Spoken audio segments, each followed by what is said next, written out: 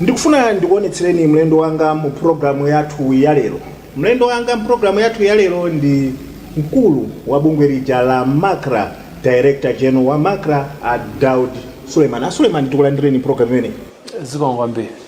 Sabata imeneyi tingoti kuyambira kumapeto kwa sabata yatha kwa nkhani masamba mchezo komanso malo ena osiyanasiyana anthu nkumakambirana nkhani yokhudzana chimashino nekuti system imene afuna abweretse ndithu ku MACRA kuti trend analysis platform. Cholinga chake akuti akufuna adziona nkhani izi ena amathomauzana zabodza olopena zosakhala zachilungamo kumene ndiye tikumva kuti pakuli ndrama za nkhani zimene bungwe la MACRA lifuna kugwisa chonde. Lero taitana a Suleiman ndi cholinga choti atitambasulire bwino lomwe kuti kodi nkoyenera kuti dziko la Malawi likhale ndi mashina amenewa pakadali pano, komanso kuti kodi mashini ngati amenewa apindulire bwanji dziko la Malawi. Enanso akunena kuti mpaka $dollars okwana mamiliyoni $dollars amene mchichewa chathu ndalama zathu zakuno ku Malawi ndi billions amakwacha. Nkoyenera kuti dziko la Malawi pamene likumana ndi mavuto osiyanasiyana likhale ndi mashini ngati amenewa. Ndi Suleiman akhale ndithu akuyankha mafunso amenewa komanso tu ena. Mwina ndipemphe kwa Suleiman kuti chifukwa cha chidwi chimene nkhani imene yabweretsa nkofunika kwambiri kuyankha ndithu moopa Yehova. Tiyambeni kuti platform imeneyi tikunena kuti trend monitoring system, trend monitoring platform. Kweni kwa munthu wamba, break it down for us. Tikukamba za chani kweni? Zimezi tikukamba za program ya pa computer imene imapita masamba mchezo. Pa chizungu timati social media platforms. Nde imakaona nkhani zimene zikusindikitsidwa pa masamba amenewo ndi kumaziona kuti kodi nkhani zimenezi ndi zona kapena si zona.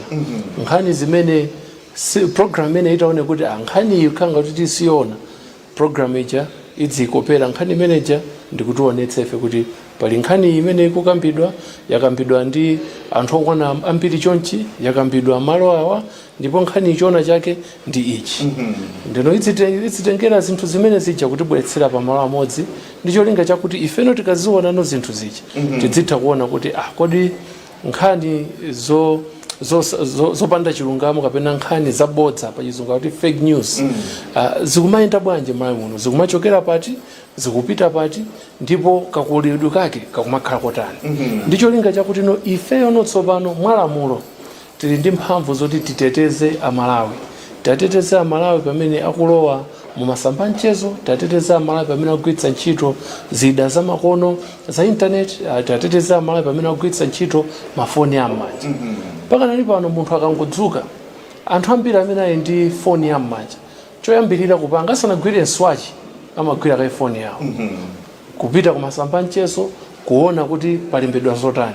Ndife tikufuna kuti anthu amene achawo akamati akupita pa masamba mchezo pa internet pa ma platform osiyanasiyana akatsekula nkumawerenga zinthu zija, adziwerenga nkhani zokhazokhazo zimene zili zolondola zabwino. Ndi cholinga chakuti akamapanga chiganizo kuti ine tsiku langa ndikuliyamba motere, lizikhala kuti tsiku lija likupangidwa po chiganizo ndi zinthu zimene aona zabwino zimene zingathandize kuti pa iwo apange ziganizo zabwino zotukula moyo wawo komanso zotukula dziko lero. Kubwera kwa democracy ku Malawi kuno kudabweretsa ufulu oti Amalawi azitha kumayankhula olon kumalemba mwina zimene akufuna. Are you trying to guard Malawians as MACRA? Ife chimene tikupanga sikuti tikualetsa kuti musamalembe. Ife chimene tikunena chakuti zimene mutalembezo ife tidziziwakha nkuziona, nkuzika pa sefa, nkuziona kodi izi ndi zona kapena si zabodza. Mukalemba zabodza anthu ena azitenga akugawananso zabodza zija, ife tiziziona kuti zikuyenda bwanji. Tikatero ife tidzibwerano ndi ma program ndi ma campaign ndi ndondomeko zina ndi zina kuti kodi Amalawi taphunzitse motani kuti akachiona chinthu pa masamba mchezo azitha kudziwa kuti ichi nchabodza, ichi si chabwino. Chifukwa popanda kuwaphunzitsa Amalawi ndoti chidzikhala kuti chilichonse chimene chabwera tidzichitenga kuti ichi ndiye choona, chifukwa kuti palibepo mulingo umene wakhazikitsidwa. Ndipo kwenokhala munthu wina wake kapena bungwe lina limene likuyenera kuti liyambe kuyendetsa za mulingo umenewo. Kodi tikamati nkhani yabodza imaoneka bwanji, imayenda bwanji, tingayimitse bwanji, kodi kuipa kwa nkhani zabodza masamba mchezo ndi chani. Ndero malamulo mu Communications Act ya 2016 komanso Electronic Transaction and Cyber Security Act ya 2016 komanso Data Protection Act ya 2024 mphamvu zimenezozo zapatsidwa kwa bungwe la MACRA. Ndiye chifukwa chimene tikupanga panopo nchongopeza chida choti chitithandizire kuti zinthu zimene zikukambidwa mu malamulo atatu amene ndatchula kodi ntchito imene titha kuigwira bwanji. Sitingathe kumayenda bwapasi kumalondola kuti apa pali chani masiku ano sizingatheke kwati kunena kuti pali mashini pali makina amene atha kutipangira ntchito imene ndife tifuna kuti apese makina amenewo kuti atithandizire ntchito imene. Chimene chatsitsa dzayi kwenikweni kuti mpaka na MACRA iganize zokuti tiyike mashina amenewo platform imene mpaka dali pano nchani. Nkhani za digitalization, nkhani zoti anthu akugwiritsa ntchito masamba mchezo, akugwiritsa ntchito makompyuta, akugwiritsa ntchito internet mpaka nali pano zayamba kukolera moto. Mu zaka ziwiri zapitazi anthu amene akugwiritsa ntchito internet m'Malawi muno tachoka pa 18% tafika pa 36.9%. Ndiye mutha kuona kuti tapanga double anthu amene akugwiritsa ntchito internet. Komanso nomukuona kuti 36.9% si Amalawi wonse, ndiye kuti kuli 60% ya Amalawi amene akubwera kuti adzalowe nawo muzimezi muza digital zimenezi. Amalawi amene aja ngati sitakonzekera bwinobwino kuti tiyike ndondomeko zoti ziateteze adzayamba kulowa mkungupeza kuti muli moto m'malo muti athawamo. Sitikufuna kuti anthu athawemo, sitikufuna kuti anthu akamata kubwera kuti akudzayamba kugwiritsa ntchito njira zamakono za internet adziopa. Pakadali pano tili ndi vuto lalikulu la ndalama zimene zimakhala kuma mobile wallet kumpamba ndi ku Airtel Money. Anthu ambiri pakadali apa akhala akumaberedwa ndalama zimene chimene zimapangitsa zimene ziyanza kuti mlomoti munthu ayike ndalama yake ku banki kapena kuti akayike kumpamba kapena ku Airtel Money adzisunga m'manja mwake.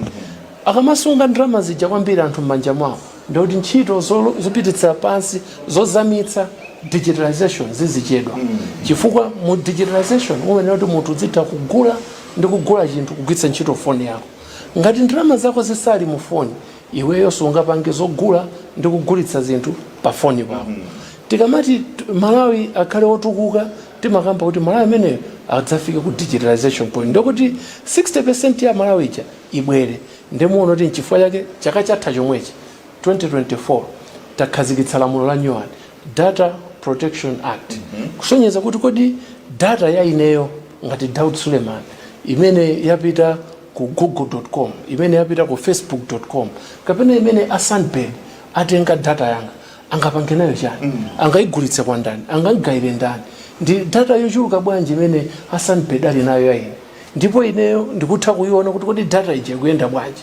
Ikadzasowa data ije asanbed akwena kuti andifotokoze chifukwa masiku ano za digitalization zalowaso ndi kuopsa kwake. Ndiye ife nchifukwa tunena kuti lamulo labwera 2024 lamulo labwera.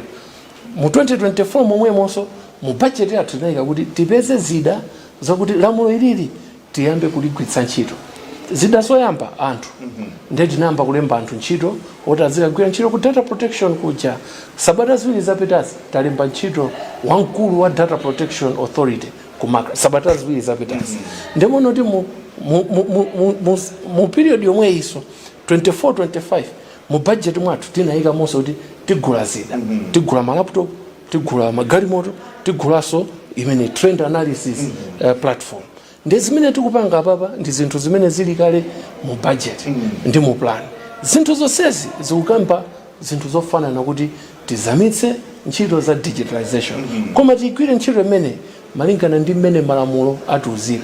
Ndiye palibepo chinthu china chake chimene chachitika mwadzidzidzi kuti tangodzamba tukabasa kuti tiye tigule ichi, tiye tipange ichi. Ayi. Tikutsatira program yathu, tikutsatira zimene zikuchitika pakati pathu. Mmene ndakufotokozera lamulo la nyuwani chaka chatha lapangika paka nali pano tikupanga zinthu zoti malamulo amene aja ayambe kugwira ntchito. Ndiye palibepo chinthu cha nyuwani chimene chapangika kupatula kuti tikugwira ntchito yathu malinga ndi mmene malamulo akutiuzira. Trend analysis platform chimene muchibweretsa mu chaka cha chisankho pali mgwirizano uliwonse pakati pa zimene mukufuna kuchita ku MACRA ndi nkhani za chisankho? tisangona chisankho chokha koma tiye tionenso zinthu zina ndi zina ndi nthawi ya njala ino ndi nthawi yokusowa mafuta ndi nthawi yoti anthu ngozi zogwa mwadzidzidzi zikuchitika komanso kuli chisankho zinthu zonsezi zikutanthauzira kuti amalawi ali nawo ufulu olankhula ofotokoza kuti chikuchitika ndi chani akamalankhula ndi kufotokoza muja ife chimene tikufuna chakuti tionetsetse kuti nkhani zobodza ndi nkhani zolakwika zikamamanga nthenje pakati pa amalawi aja ife tizitha kuziona kuti nkhani zija ndizo zikuyenda chonchi zikupitako ndikubweretsa mapulogalamu oti tiathandizire amalawi aja kuti tiateteze ndi palibepo chifukwa chakuti yayi kuli chisankho kapena mvula yachedwa yayi kapena abusa akuti tachitika izi ndete tigule mashina ife kumakra sitigwira ntchito chifukwa chakuti pali china chake chimene chachitika malamulo anakhazikitsidwa ndi cholinga choti titeteze mmalawi wina aliyense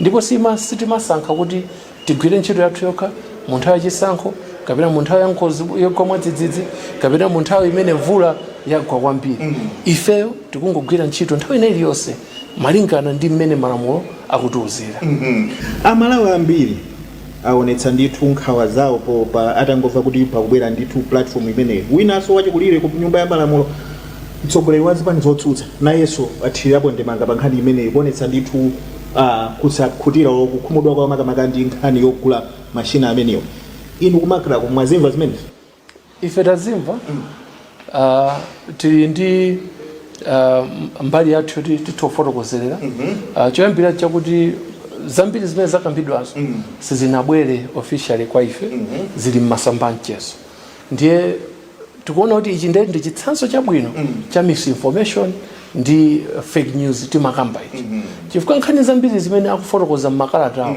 muona kuti tikatenga zimene timazitcha kuti request for proposal RFP document imene ikufotokozera kuti kodi makina wadzidzapanga chani ndipo sangapange chani muona kuti zinthu ziwiri zija zikukhala mosiyana kwambiri ndiye ife tikuzitenga izizi ngati mwayi chifukwa chakuti pamene tafika apa sikoyamba kuti bungwe la makra lipakidwe matope ndi kunena kuti ikubweretsa spy machine kapena ifune dzisuzumira liponso nkhani ya spy machine chaka cha 2010 kuyambira chaka cha 2010 mpaka na 2022 takhala tili ku court kulimbana ndi maoperators kuti atilole kuti tiyike revenue monitoring system monitoring ucha ali pamene paja iyeso amene tikubweretsa panopoyi ndi trend analysis monitoring system so muona kuti spy machine wa 2010 ucha anangopakidwa matope pamene sikuti amapanga zimenezo cholinga cha revenue assurance manager ndiyoti Airtel lero yapanga ndalama zingati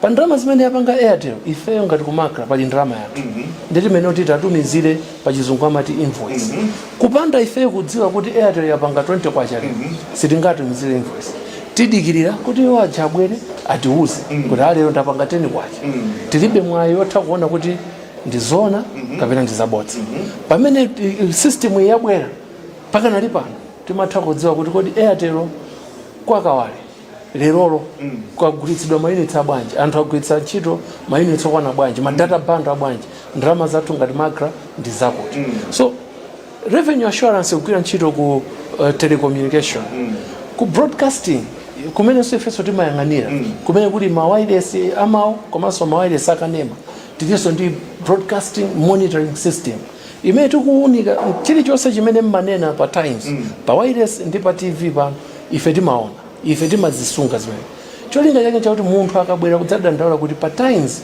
anena chakuti ife tisabwereso ku times zakufunsa kuti akuti munanena izi ife tingopita pa system pathu paja rewind nkuona kuti apa a times aonjeza tingokatenga kamene kachobwera kwanu kuti palitu nkhani ndengati mwana kuitsa basi ife mafaini situumira yayi kumakra tiponya kafaini mukapanda kupereka kafaini tidzabwereka nawo chiphaso chathu chimene timati revocation of license so cholinga chake zonse zimuona kuti nchoti mbali nayo titeteze amalawi section 151 ya Communications Act imakamba za consumer protection simungateteze amalawi ngati inuyo musakumvetsetsa zimene zikuchitika kuti zikuwaopseza amalawi ndi chifukwa chake masystem onsewa a monitoring ngati regulator tikuyenera kukhala nazo tipange monitor zimene akupanga Airtel ndi TNM tipange monitor zimene inu at times mukupanga tipangenso monitor zimene makuli ya kampani akupanga munthu akakapereka parcel kuti ndifuna parcel ipite ku Blantyre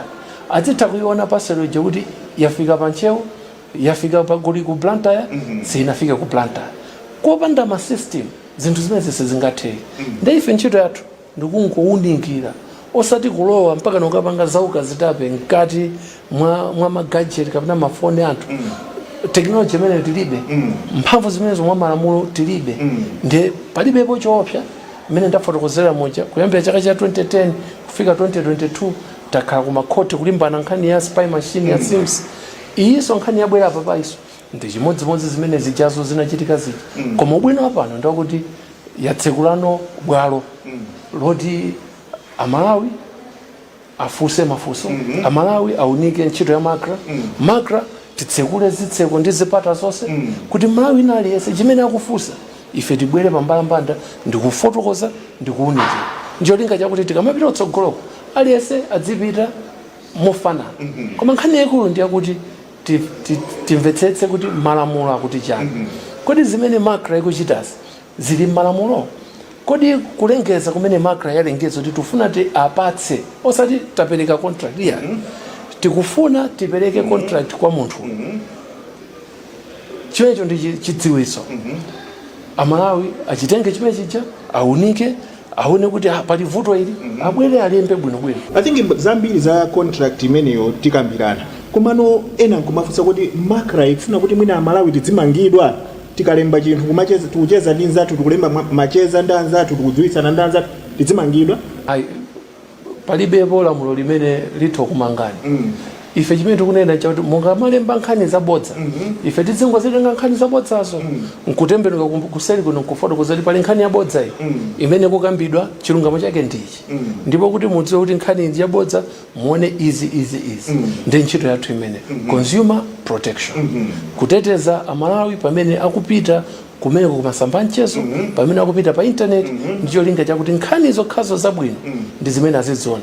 Kumbukirani mu chaka cha 1993 pali dziko lina mu Africa muno anthu anaphana chifukwa cha zimene amalengeza pa wireless masiku ano anthu anayamba kupita kumasamba mchezo ndi kuma internet ngati tisali okonzekera bwinobwino titha kuyambitsanso nkhondo ndi mpungwepungwe pakati pathu ngati anthu akungolemba zinthu zosakhala bwino andaliyese nkupeze kuti chinthu chichi wachiwa khadi kuti ndizona ndi chifukwa chake tikunena kuti pa ground papasintha sitingamadalireso kuti titeteze kwambiri kuma wireless tiyambeso kuyang'ana ukuku pa chizungu akuti new media.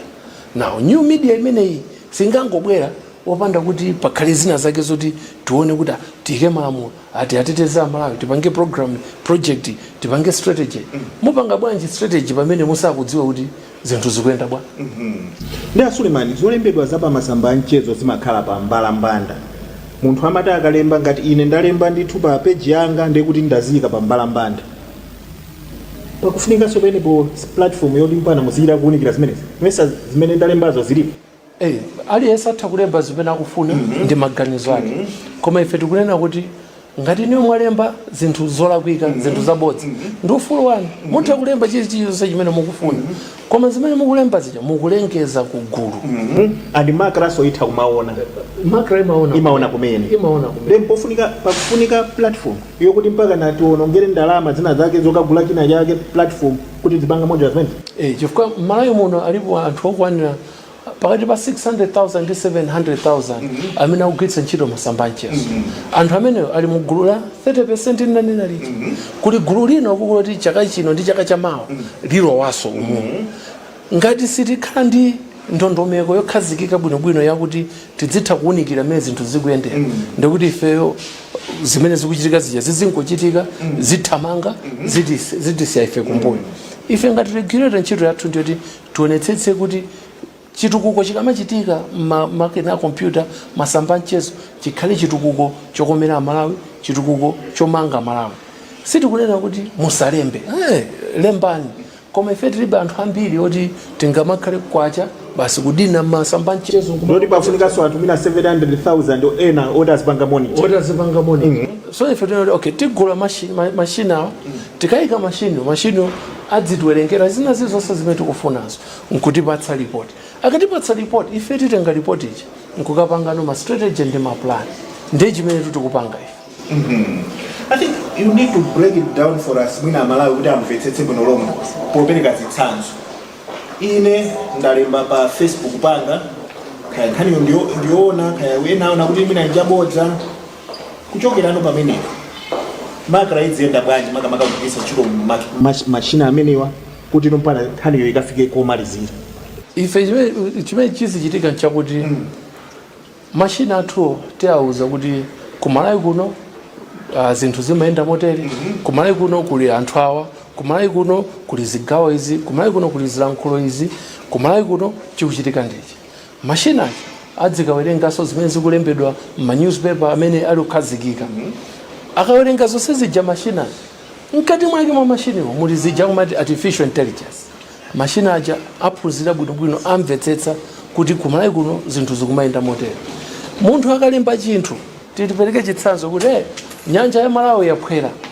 Ndikupeza kuti anthu mazana ambadi kukamba nyanja yaphwera kazi kukhala bwanji. Anthu ena amene ali ndi ma business ku nyanja akha kuti nkhani chayona amba mtima kututumuka.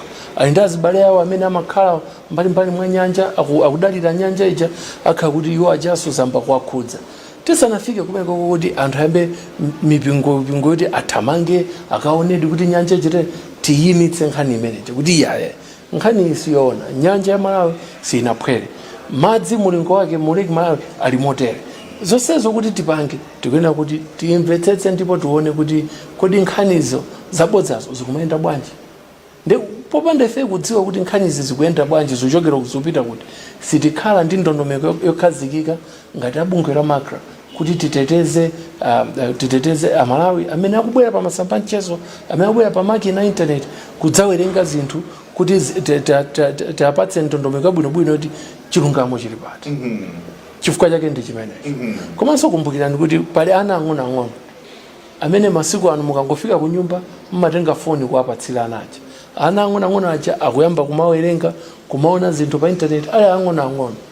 Ngati titapitirize nkhalidwe ongololera kuti china chilichonse chidzitha kulembedwa kaya ndi zabodza kanza chani chifukwa pali ufulu chifukwa lesatha kupanga ndi device yake, ana athu aja tikudzala zipatso zolakwika, tikudzala mbewu yolakwika mwa ana athu aja ali ang'ono. Ana amene aja akamakula azizitengera zinthu zolakwika zimene awerenga pa masamba mchezo pa ngati chilungamo. Tidzapezeka kuti mu zaka 10-15 zobwerazi tili ndi kamtundu ka anthu kosamvetsetseka bwinobwino zimene zikuchitika chifukwa kuti iwo aja zimene aona ndi zimene zinali pati pa foni paja. Ngati zili zolakwika zinthu zi tikanakhala kuti tazichepetsa taziyimitsa, komanso pali zinthu zabwino zimene titha kumaonetsa anayo. Koma ngati sitidziwa kuti kodi chabwino chimakhala bwanji choyipa chimakhala bwanji pa masamba mchezo pa internet, ndipo vuta kuti tathandize ana athu amene akugwiritsa ntchito zida zimenezi pakanali pano. Nde enanso kumafunsa kuti munthu mwampeza kuti amafalitsa nkhani zabodza, misinformation or disinformation kumene pazikhala ma consequences. Panopo palibepo lamulo limene likukhudzana ndi zimenezo. Komano pali lamulo limene likubwera kutsogoloko limene likutchedwa kuti Cyber Crimes Bill. Mu Cyber Crimes Bill mwafotokozeredwa milandu 38 imene kukhudzana ndi kagwiritsidwe ntchito ka foni, kagwiritsidwe ntchito ka internet, kagwiritsidwe ntchito ka computer kamene utha kuphwanya nako malamulo. Zimenezo zikadzafika pa nthawi yake ndi amene tidzaone kuti akuti ukapanga chakuti mlandu wake ndi wakuti. So zimenezi pakanayi pano zili ku Ministry of Justice, zikachoka Ministry of Justice zipita ku Parliament. Parliament iso akaziunike akakavomereza tidzatha kudzotoke kumalawi kuli Cyber Crimes Act, malamulo amene akufotokozera kuti usapange ichi ndi computer yako, usapange ichi ndi phone yako, usapange ichi ndi masamba a internet amchezo. Zimenezitu kumayiko enanso osambiri akunjawo zilipo kale. Ndipo muona kuti anthu ambiri amene amapanga zinthu zoti akulemba zabodza kapena za mijedo kapena zonyoza amene ali kumayiko akunja muona kuti amazilemba zinthu zija mchichewa kapena amadzalakwitsira dati mayina aja chifukwa akudziwa kumayiko koko kuli malamulo oti ngakhale iwo ali pa masamba mchezo sangaite kulemberatu kuti Daudi Suleiman chakuti straight chifukwa mayiko akunjawo atukuka za data protection za privacy protection alinazo chidwi kwambiri kuti sungangolemba zinthu mwina muli monse mmene ukufunira. Ndi ifenso ngati dziko la masiti ngamangokhala kuti basi tingokhala opanda malamulo, tingokhala opanda ndondomeko yoti zinthu zizidziyenda bwanji, sizimayenda choncho. Tikubwera kumene kuza digitals, tikuyambaso maziko atsopano otetezera Malawi, otetezera tsogolo la Malawi. In case you're just joining us, this is Times exclusive right here on Times TV, and my guest today is Makra Director General Daud Suleiman. We'll be back shortly.